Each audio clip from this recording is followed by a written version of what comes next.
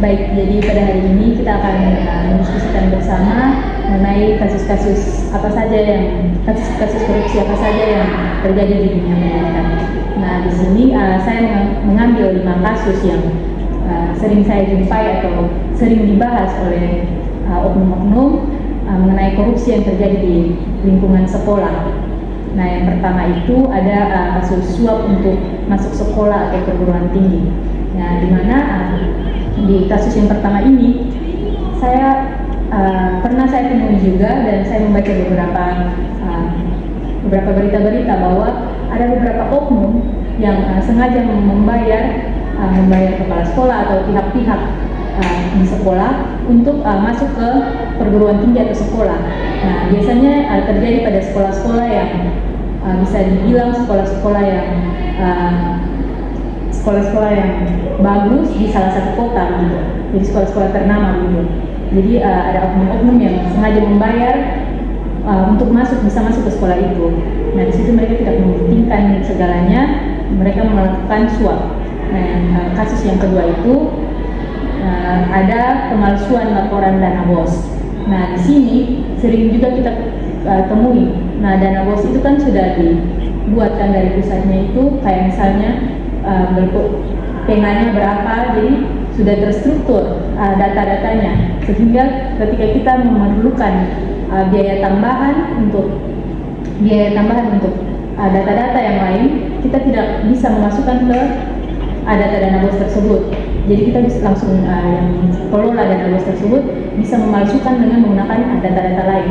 Nah, di sini juga pemalsuan laporan dana BOS yang dimaksud mereka sengaja menyalahgunakan jabatan mereka, di mana mereka diberikan kepercayaan untuk memberikan atau menangani dana BOS tersebut dengan baik, tetapi mereka tidak menjalankan tugasnya dengan baik, sehingga mereka melakukan pemalsuan data, di mana misalnya mereka hanya membutuhkan spidol sekian buah, tetapi mereka menambahkan jumlahnya. Nah, di situ itu merupakan pemalsuan laporan dana yang tidak seharusnya dilakukan. Yang ketiga ada manipulasi nilai, di mana sering terjadi di sekolah-sekolah ternama. Untuk mempertahankan akreditasi sekolah, mereka menaikkan nilai-nilai siswa agar siswa-siswa tersebut tidak mendapatkan nilai yang jelek, karena perlu kita ketahui kalau nilai-nilai siswa itu jelek, maka akreditasi sekolah itu akan turun.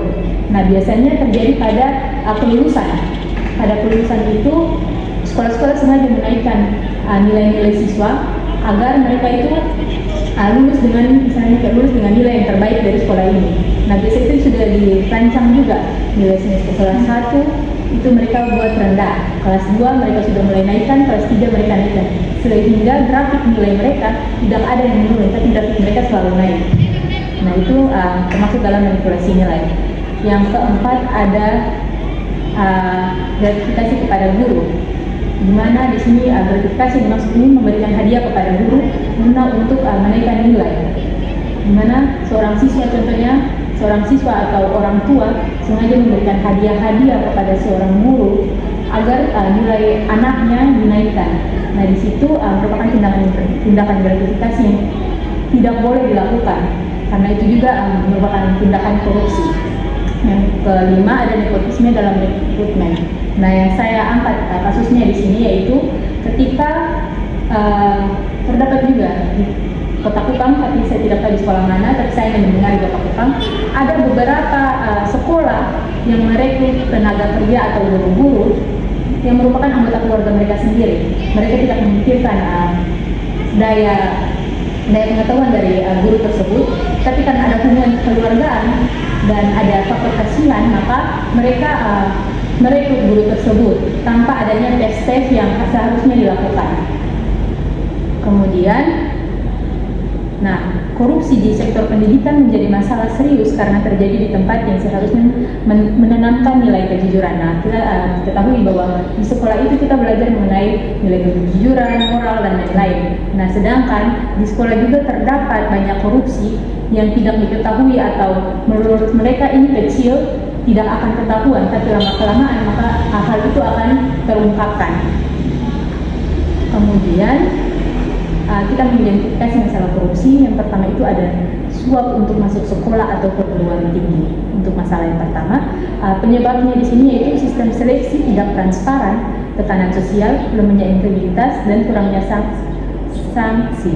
Nah, yang dimaksud kenapa begitu? Karena sistem seleksi yang tidak transparan, makanya mereka itu bisa saja melakukan suap. Dimana misalnya kalau kita melakukan masuk sekolah itu seleksinya transparan, itu kan sudah dilihat kan dari nilainya, dari segala data-datanya itu sudah terlihat atau terbukti bahwa siswa ini layak masuk ke sekolah ini dengan ketentuan begini-begini. Tapi dengan adanya sistem seleksi yang tidak transparan, bisa saja bukan bisa saja ada rentan terjadinya suap. Karena itu kan mereka tidak melihat data-datanya saja, mereka bisa menggantikan. Misalnya kayak ada di sekolah yang ternama, untuk masuk ke sekolah itu sangat susah, tetapi ada siswa yang biasa-biasa saja.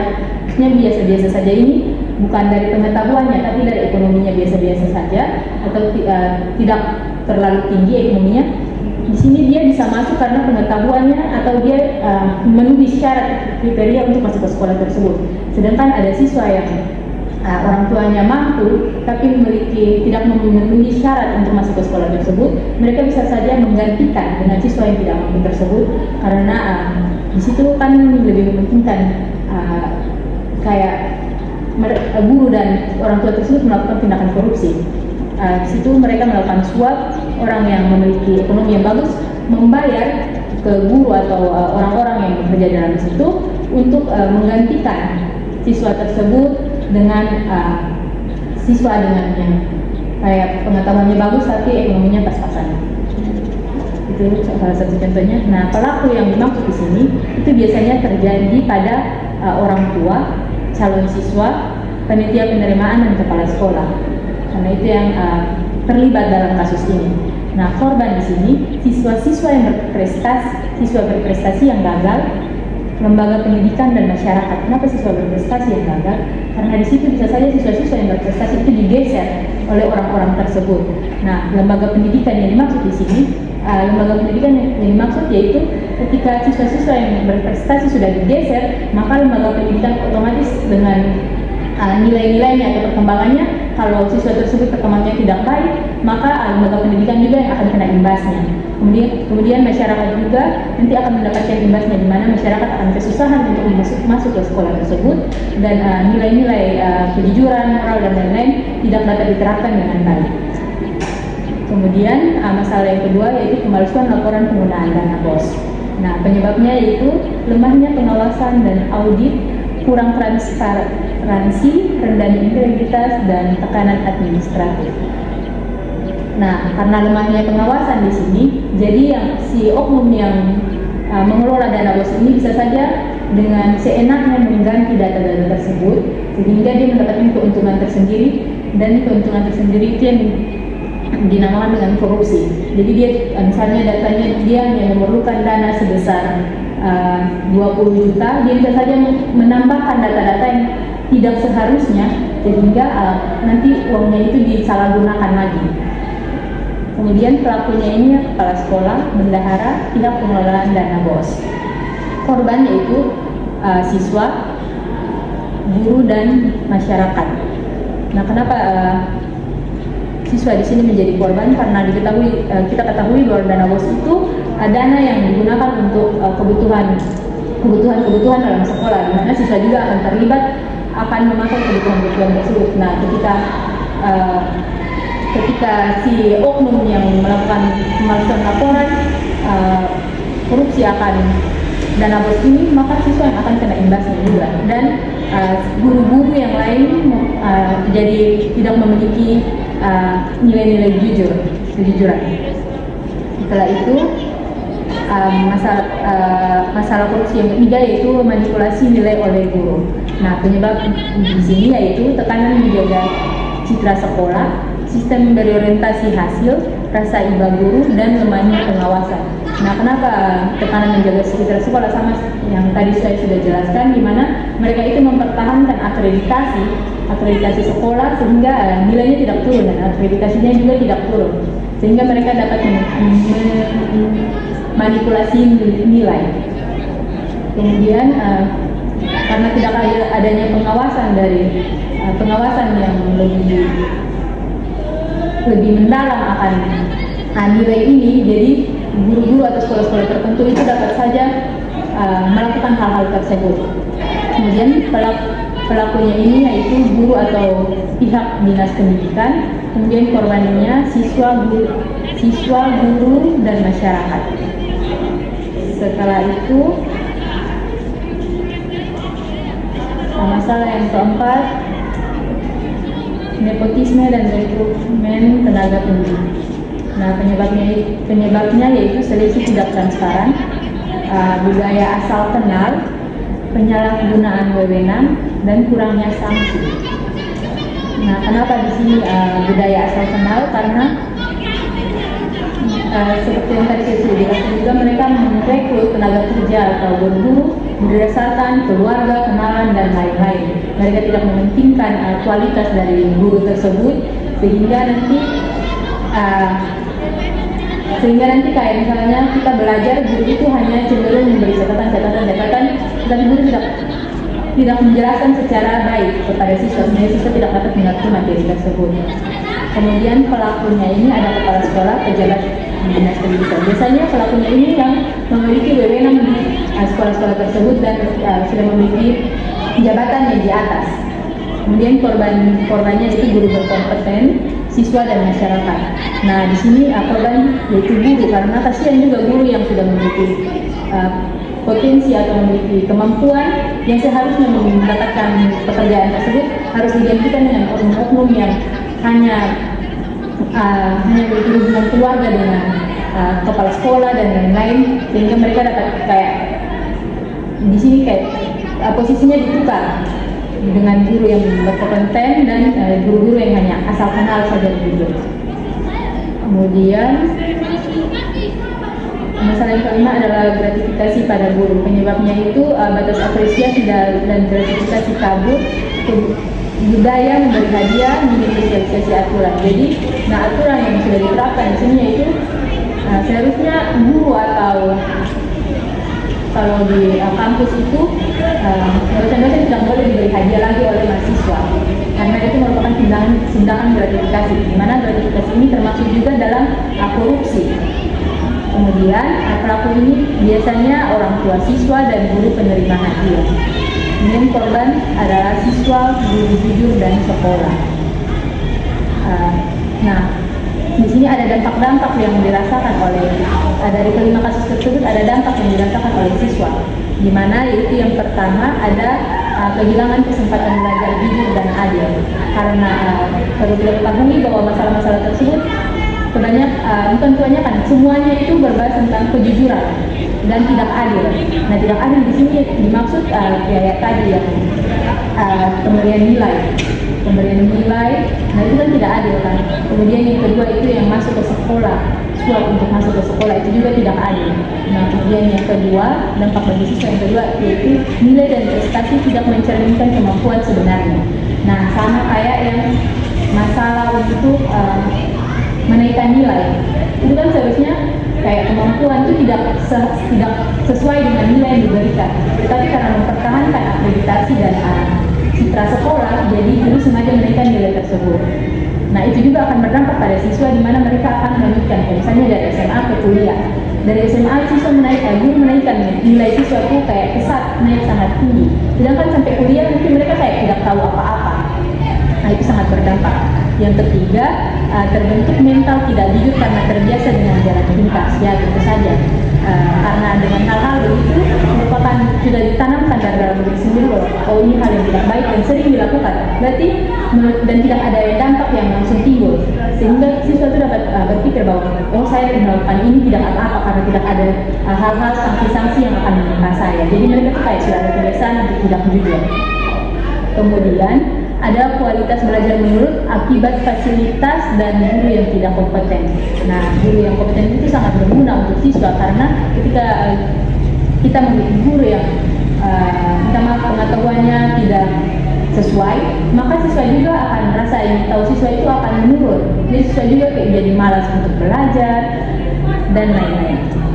Kemudian ada juga dampak bagi sekolah, di mana citra dan kepercayaan terhadap lembaga pendidikan menurun karena hal-hal yang dilakukan oleh oknum-oknum yang berada di sekolah yang jadi tadinya sekolah terbaik, malah banyak orang tidak percaya akan sekolah tersebut karena hal-hal yang ia sudah lakukan, misalnya kayak tadi masih mengelima masalah tersebut. Yang kedua, lingkungan kerja tidak sehat karena muncul ketidakadilan dan kecurigaan. Tentu saja, misalnya kayak guru ini melakukan korupsi yang tadi dana bos. Tentu saja guru-guru yang lain yang tidak terlibat kayak mereka sudah kayak berbicara dengan teman-teman yang lain bahwa data ini seharusnya tidak begini. Nah, di situ akan memunculkan lingkungan yang tidak sehat lagi dalam dunia kerja. Kemudian yang ketiga, kualitas lulusan menurun akibat sistem yang tidak transparan. Ya, bisa dilihat yang untuk sekarang ini lulusan-lulusan yang tahun-tahun sebelum itu kayak lulusan-lulusan yang terbaik, maksudnya menghasilkan orang-orang yang berkompeten. Nah, sekarang ini banyak lulusan-lulusan yang dinilai rapotnya tinggi, namun untuk masuk ke dunia yang lebih dunia lanjutnya lagi atau kayak pendidikan yang lebih tinggi, mereka di sana kayak tidak tahu apa-apa. Tapi di SMA itu nilai di rapotnya bagus, jadi mereka itu langsung kualitas lulusannya langsung kayak menurun. Nah, kan yang awal-awalnya itu lulusan itu kan perlu diketahui dulunya kualitas lulusan itu selalu kayak memberikan lulusan yang terbaik dari nilai-nilainya sesuai dengan apa yang dihasilkan. Tapi karena sekarang kita kayak itu hanya pusatnya itu pada akreditasi, sehingga kita harus memberikan lulusan-lulusan yang terbaik, tapi tidak sesuai dengan kemampuan. Kemudian yang dampak yang terakhir bagi sekolah itu yaitu berpotensi terkena sanksi hukum atau administratif jika penyimpangan terungkap. Nah, dari semua kasus tersebut jika sudah ada yang terungkapkan, maka otomatis akan terkena sanksi, di mana nanti sanksi tersebut akan berurusan dengan pihak-pihak kepolisian dan lain-lain, dengan hukum, dan juga citra sekolah itu akan turun. Jadi orang-orang yang berminat dan dulunya jadi sekolah ternama akan menjadi sekolah yang tidak dianggap lagi. Kemudian dampak bagi masyarakat yang pertama itu adalah kepercayaan publik terhadap lembaga pendidikan berkurang. Nah, yang dimaksud di sini yaitu karena misalnya ada salah satu sekolah yang melakukan lima tindakan korupsi tersebut. Nah, di situ otomatis masyarakat di sekitar sekolah dan masyarakat yang mengenal sekolah tersebut akan kepercayaan pada sekolah tersebut akan menurun karena sudah terungkapkan ketidakbusukan dari sekolah tersebut. Nah, yang kedua, masyarakat menjadi pesimis terhadap korupsi dan kehilangan nilai kejujuran. Jadi masyarakat itu tidak ada sanksi-sanksi yang terjadi. Jadi masyarakat juga bisa saja mulai tidak jujur akan hal-hal kecil.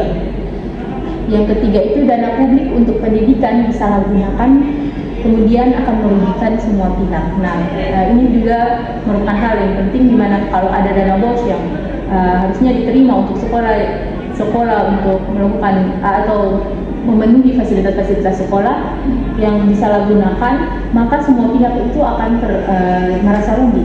Karena di mana masyarakat juga berperan penting dalam sekolah tersebut, karena mereka juga mempunyai anggota keluarga yang mungkin akan masuk ke sekolah tersebut, dan karena penyalahgunaan ini maka mereka tidak dapat merasakan fasilitas-fasilitas yang seharusnya ada di sekolah tersebut. Kemudian yang dampak yang terakhir yaitu lahir generasi yang tidak berintegritas sehingga mengancam masa depan bangsa.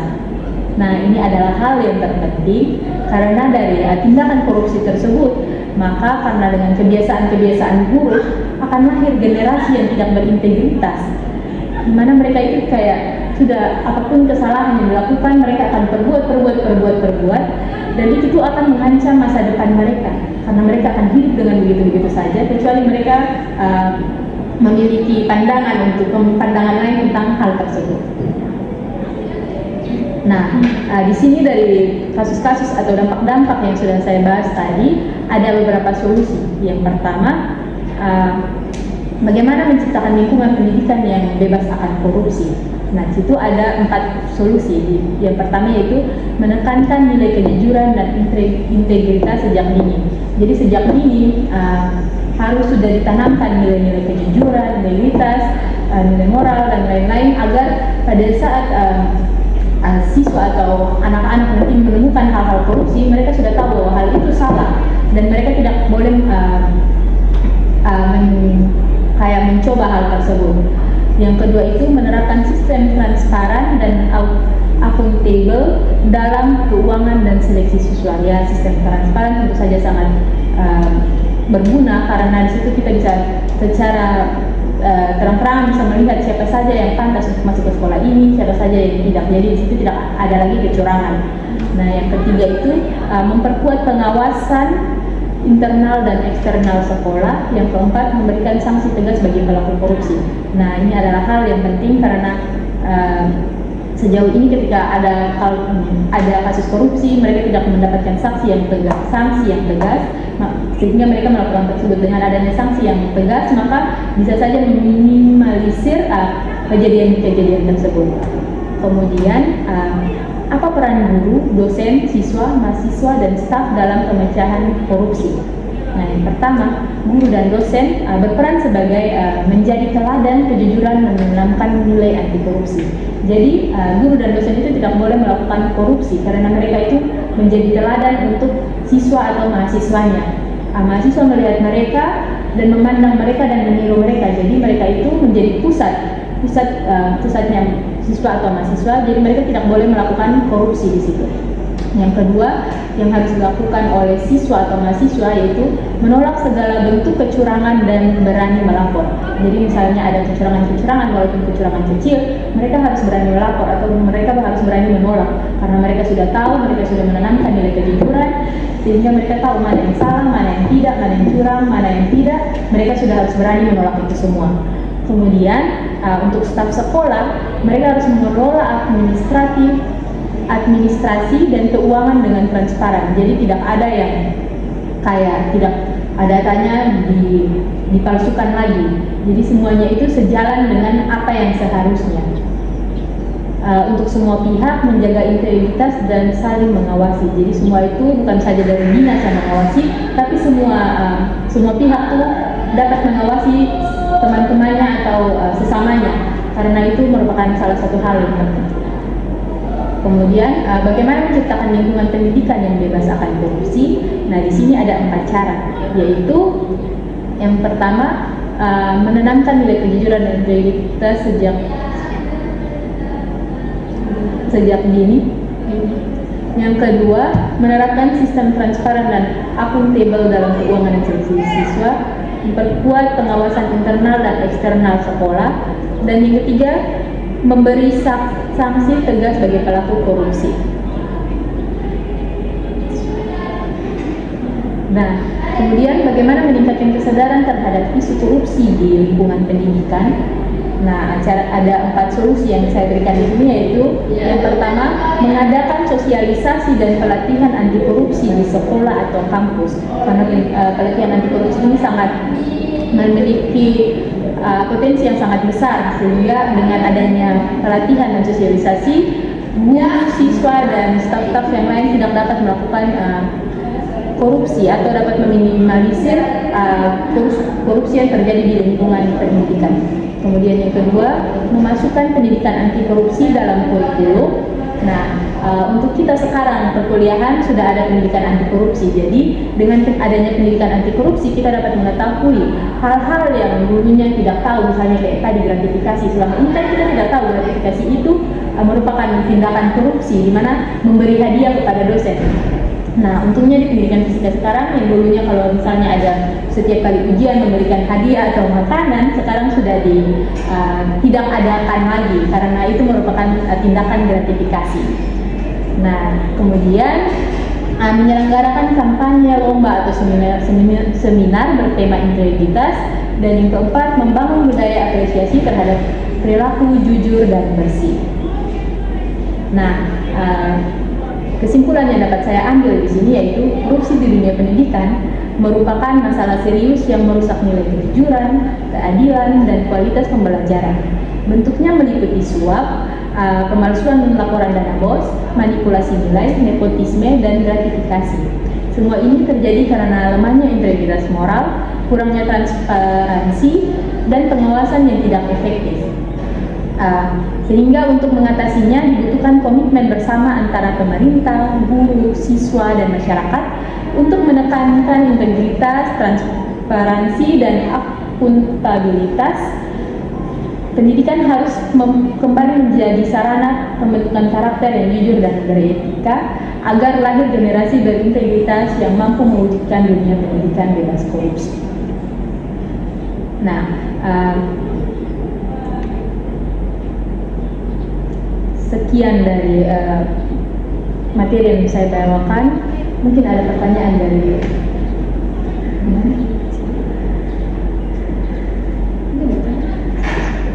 tadi kan saya sudah menjelaskan materi saya. Nah, mungkin Norvince dapat mengambil refleksi singkat menurut pandangannya Norvince.